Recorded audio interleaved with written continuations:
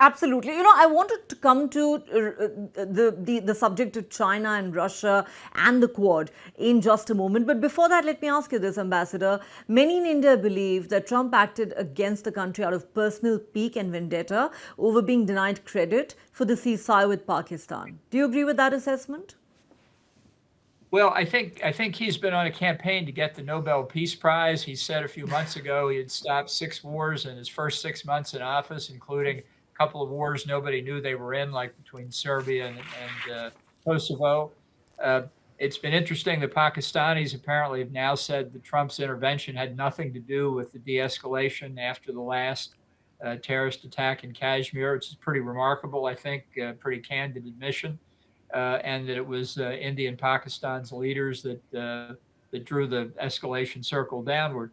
But this is Trump. It's not that he was picking on India. He just does this to everybody.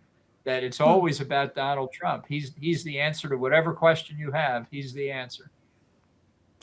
Just today, it's interesting that while Trump goes on claiming credit for the ceasefire between India and Pakistan, India says that this was settled directly between the two countries with no involvement of a third party. Just today, Pakistan's Deputy Prime Minister and Foreign Minister Ishaq Dar, in an interview to Al Jazeera, has said that there was no third party involvement because India refuses any intervention and considers this to be a bilateral matter.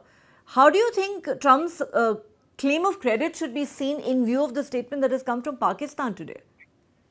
Well, as I said, I think it's pretty remarkable that they would say that, and certainly those who know a little bit about India know that from the Simla agreements on forward, that's been the position that issues between Pakistan and India will be settled by the two of them. And so when it's an example of how little Trump knows about how much, and he's looking to take credit for things because he wants the Nobel Peace Prize. I can't tell you how serious an objective that is for him.